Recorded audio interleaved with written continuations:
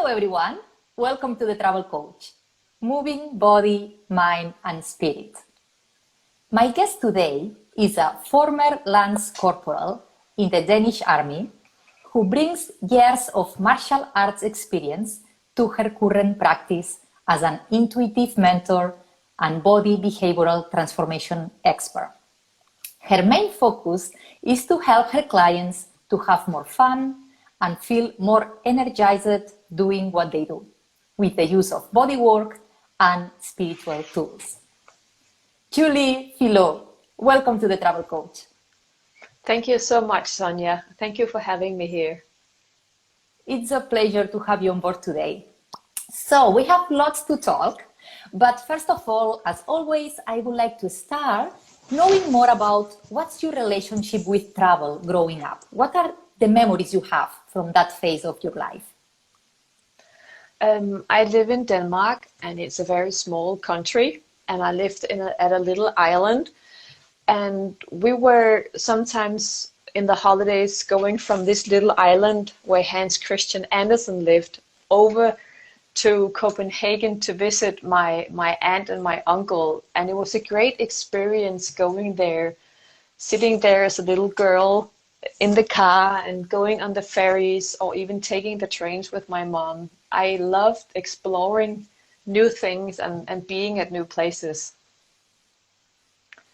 So I always had this adventurous side. I want to learn new. I want to go to new places. I want to see new people.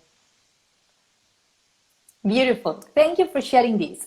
So, as I introduced you as a former member of the Danish Army. I suppose here my first question for you is, what made you decide to enroll to the Army in the first place?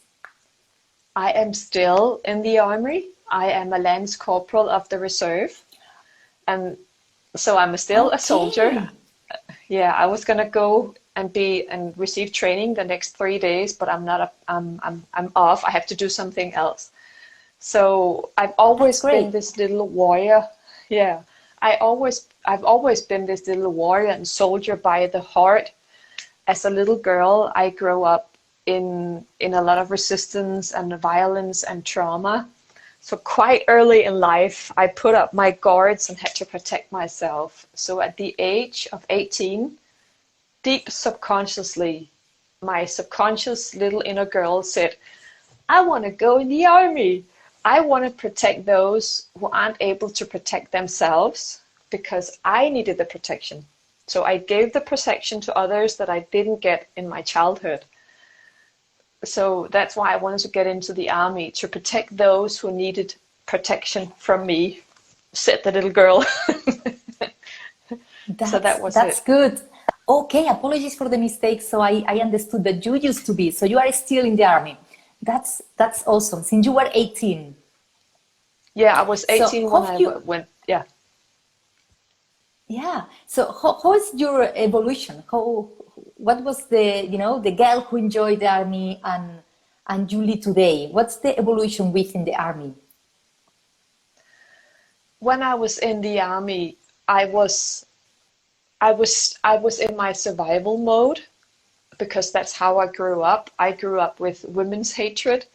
I grew up with resistance and with violence and not feeling welcomed. So entering the Army was like coming home. Oh, they don't like women. Women aren't allowed. I'm not allowed to have a voice or any feelings or any needs. I'm not even allowed to be a woman. And there was the resistance and the fighting for your own survival. So it was kind of like coming home. So back then, let me sit straight up. So back then I was more like that, also boxing with the national team. And it took me 10 years. And then I was 28 and I was completely worn out. I had severe PTSD, not because I've been shipped abroad, but 10 years of feminine suppression, of being guarded, protecting myself, looking out for myself, standing up for myself, always being on guard of men flirting with me, asking me out, having a bad, what do you say that when you get a personal review? When I was when we had these evaluations, I was never evaluated as a soldier. Never. Never ever for my professional skills. I was always evaluated and looked upon as a woman. I was never in the men's eyes a soldier. Of course, some of my closest friends I was. So we women always and still today have to prove our worth. We have to be better at everything.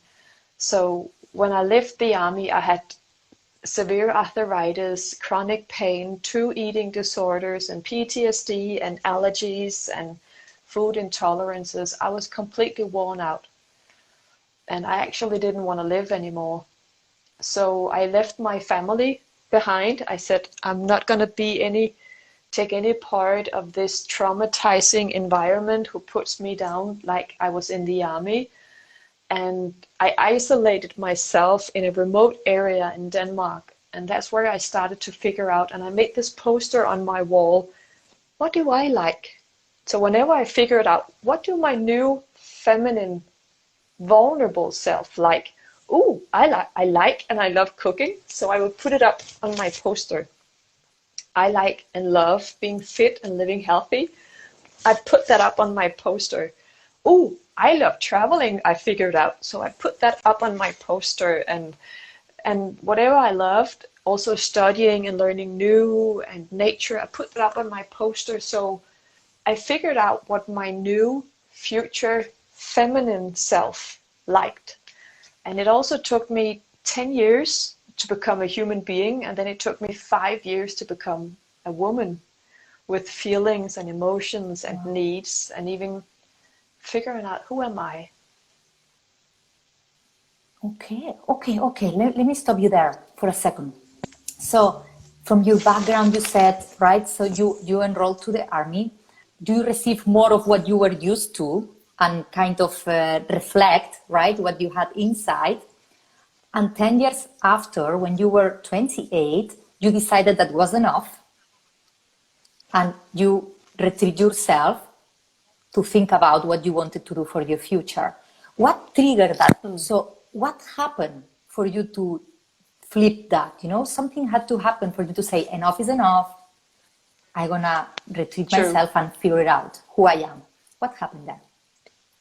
So in 1999, when I was all the time in the army when these accidents happened, it was universal wake-up call. At first, I was attacked by someone and I lost something within my knee. Then I was in the television program The Gladiators, and I fell 3 meters to the bare ground and got this elbow. I got it ripped off, and I had every bone here broken, and also my tailbone. So that was in 2003, and I died by that accident. 2 years later, I ended my job in the army because I realized that my whole life was one big charade. I was being someone I wasn't. I was searching for my father's approval. He died when I was 9, very traumatic with gun shooting and stuff like that. So it's kind of like all these near-death experiences. A former boyfriend from the army tried to kill me. I fell down on my motorcycle several times. And then just after I left the army, I was going on my motorcycle on my way down to sell it. And then a tractor hit me on my motorcycle. And before the tractor hit me, I said, the light is going to go off. That's it. My life is going to be over. And then when I was being flipped and tossed over the tractor on my motorcycle, I went up and I saw my whole life like a DS show, a PowerPoint show. And I was like seeing all these 28 years going past me. And I was like, oh, this is my last chance. This is my 7th near-death accident. I'm going to go back because I now get the message. I'm supposed to be a woman. I'm supposed to follow my heart. And I'm not supposed to be in that male world anymore. And when the lights came back on, I was stuck between the tractor's wheel and the engine, and the driver was up there. And for a while, I was sitting in a wheelchair, and I knew that this was my new beginning. I couldn't walk on my left leg because everything had been torn apart. This one had 2 new fractures. I broke my pelvis, and I fractured also some ligaments in my left leg. And I knew that this was my final wake-up call, sitting there completely naked, not being able to take on my own clothes and shower, and I had to get help. So that was it. That was the final wake-up call at the 31st of August in 2005. But that was the Wow. So 7th time I died. yeah, yeah, yeah. So you kind of had to reinvent yourself, was like rebirth, death and rebirth. And you knew for sure that was the last chance, as you said. So, wow. Oh my gosh. So I imagine, right? I only can imagine all the pain you went through, and you had to learn through this pain to stand up as a woman, as you said, reconnect with this feminine side that you forgot, that you could not connect with. What told you, or how did you come with the decision that retreat yourself, step away from where you were, was the solution? Will you say that again, Sanya? Yeah, so you said that you had to retreat yourself, right? So I suppose you went alone somewhere. How did you come with this as a solution? What was inside of you that was telling you, you cannot be here anymore, you have to step away from this life and have calm and time for yourself? What was the emotion or the thought behind that decision? I'm born a psychic. I always had these abilities. I have a strong intuition, which I always use in every session with my clients. And I just knew that I had outgrown the old life. I said goodbye to my family. I changed my name. I isolated myself. And I also knew that I didn't want to live, but I was smart enough intuitively to know that if I killed myself, I would be going in circles here, because I would be stuck here until the day that I should have died. So I realized I can't change my family, I can't change you, I can only change myself. So that's where I started on a body therapy education, and that also became my getting my physical abilities back, being able to walk again. So I signed up to become a holistic therapist, body therapist. And that's where it started. And then my intuition just exploded. My intuition went bananas. So I've been following my intuition for 15 That's amazing years. to hear. So how travel came here to your life? When did you realize that travel was a thing that you needed to do to heal? My intuition kept talking to me like, oh, you have to go to Rome, or you have to go to Paris, or you have to go to Norway. So when I got up from the wheelchair, I was in a wheelchair for a while. The doctor said, you're never going to be able to walk, do martial arts again. You're never going to be able to do skiing again. You're never going to be able to run again. And I went, so I went to Norway to go skiing. And when I was in Norway, I felt completely free and I felt alive, and it was like coming home. So the extreme change in environment, it did me so well. It was like whenever I traveled abroad, I would leave behind the old version of who I used to be. So every time I went traveling, I gave myself a new beginning, a change in environment. And when I came home, I was not the same person anymore. It was kind of like Dumbledore in Voldemort in Harry Potter movies. You shred off the old layers, like the bird of Phoenix, which is actually there on my arm. Whenever I went traveling, I would rise and give myself a new beginning, rising from the ashes. I love that. So what do you think is that travel has this effect, right? So you said it's like changing environment. What else do you think helps to this growth and transformation? So as a body behavioral transformation expert, nothing happens. This is our everyday life. We just keep on going in the same circle. So I keep telling myself and my clients, we have to change environment to come out and experience something new. But most people have their family, their friends, and their work, and they go. So by moving, I've moved 20 times also lived abroad in France. So by moving, we change ourselves, we upgrade ourselves. Also, the fact that if we move from house number 1 to house number 15, what a change and what a transformation we're gonna get, because I'm a numerologist, so I'm very much into numbers. So moving is breaking the pattern. It's both breaking that pattern, but also going in the same circles. And the brain wants to keep us in the same environment. And because I had PTSD, I was constantly caught up in my own loop. My brain was like, there's still trauma going on here. I'm still not safe. But when I went traveling, my brain went, oh, something new. I'm still safe. Oh, I can learn new and experience new, and I can change myself and still feel good. So it was, as I always say to my clients, you can never change behavior if you're not changing the environment you're in with yourself physically, but also with our appearance going around in circles. Does that make sense, Sanja? Yeah, so what I hear is that we are trapped in our mind story, kind of. And if we don't change the environment, if we don't have some, I think the power of changing environment also keeps you in the present moment, right?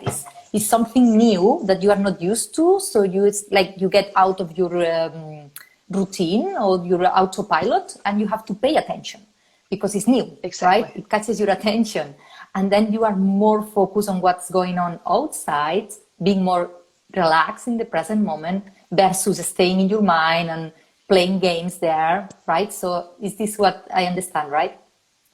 Yeah, exactly. You teach your brain, you're rewiring your brain. Oh, there's another world. Okay, I'll adapt to that. And there's always a new level. And every expert around the world says, the hardest part is to change behavior. No, it's not. It's one of the easiest things when you move yourself from that physical level that you're at right now. Let's say you can only run 3 kilometers. The soon as you can run 5 kilometers, you also made a shift in your brain. So also moving to a new home with a different house number, you're also rewiring your inner self because you're changing yourself and adapting to a new house number. Also, that's why I've changed my name more than 10 times. And we do the same when we're going traveling. We're opening up our system and our brain, and we're telling ourselves there's always something better, a new level. And I've been stuck for a while because I haven't been traveling. Yeah. and that's because of you, because you inspired me and also reminded me, Sanja, that traveling is my passion. I feel alive and free and renewed and in love with in my life and in life in general when I go traveling. Yeah. Oh, thank you for that. I love that, to hear that. So what do you think, why do you think people are, hesitating to change environment, right? Change is something that human beings don't like so much.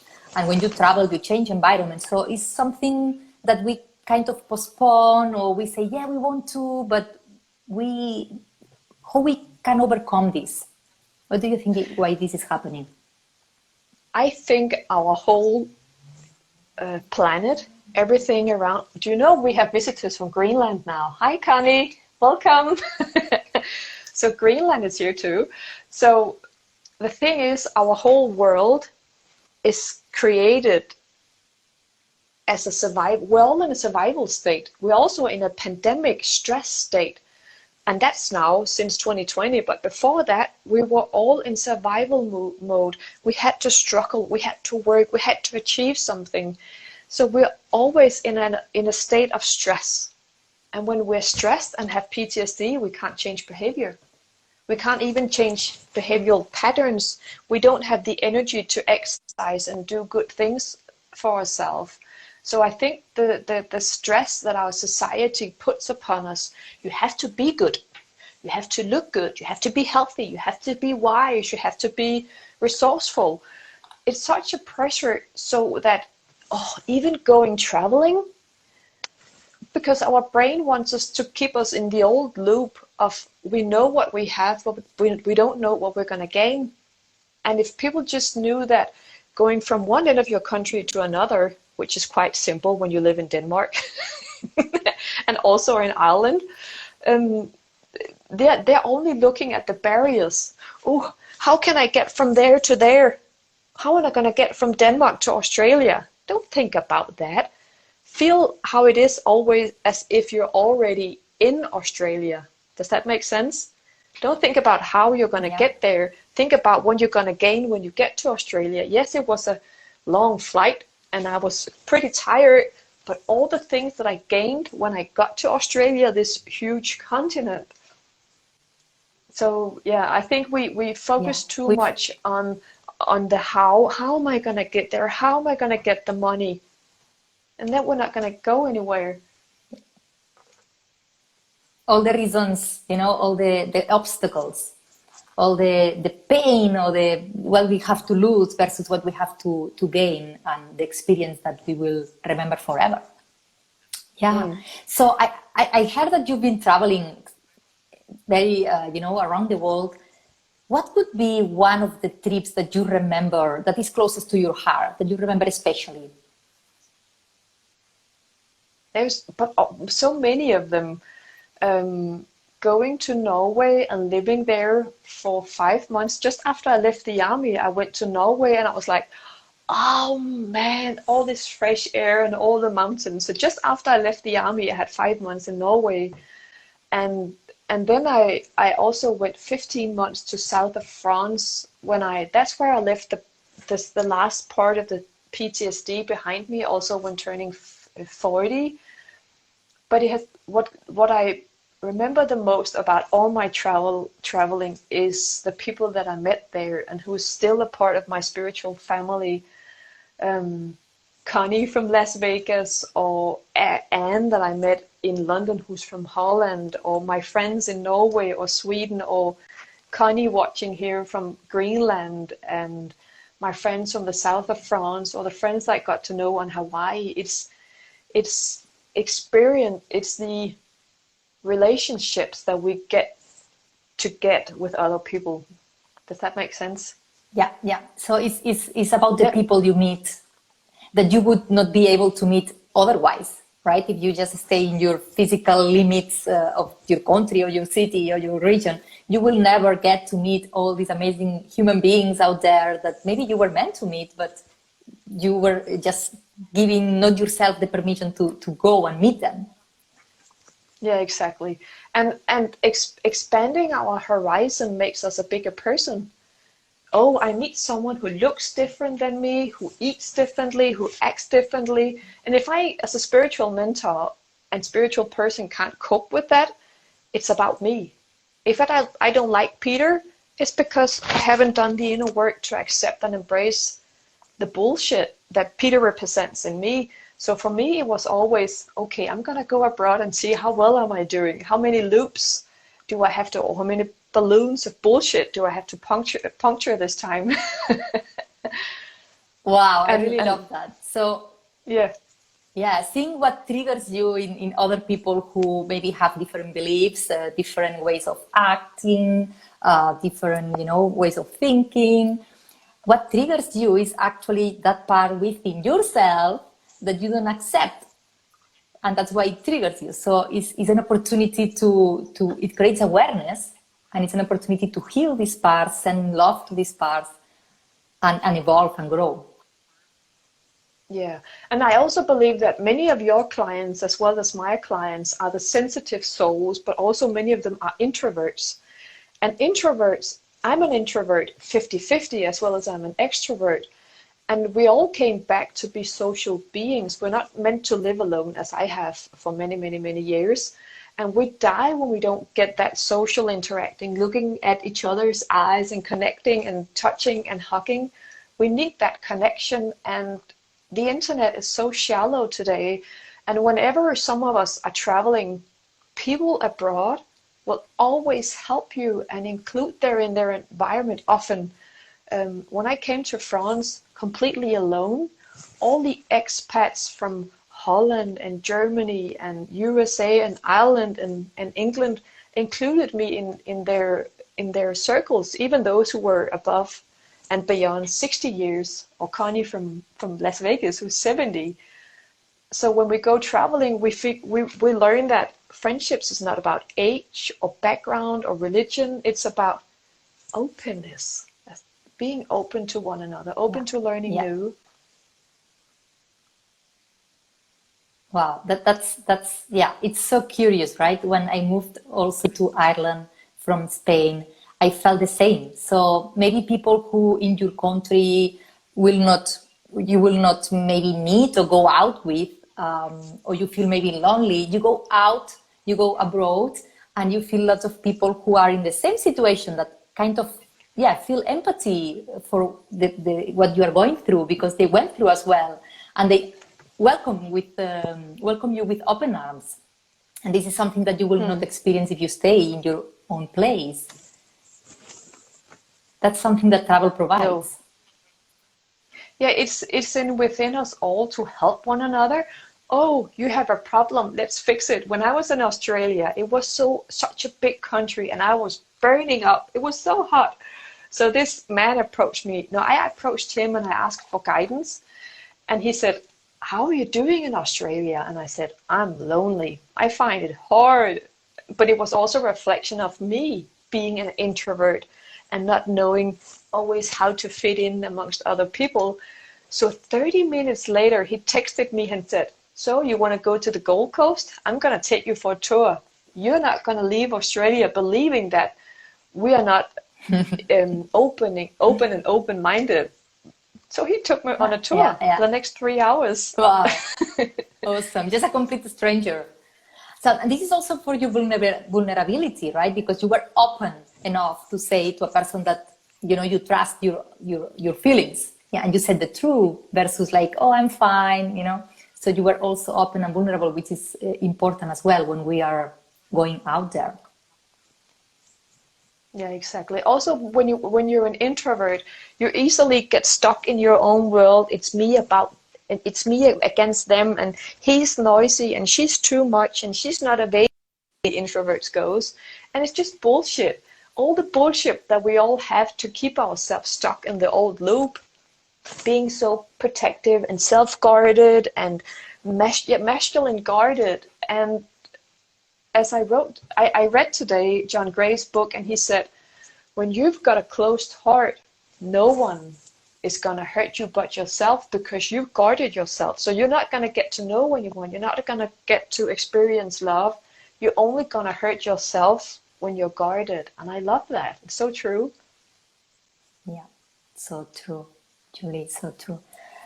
I really enjoy having this chat with you, and you know that we were saying before that time flies when you're having fun.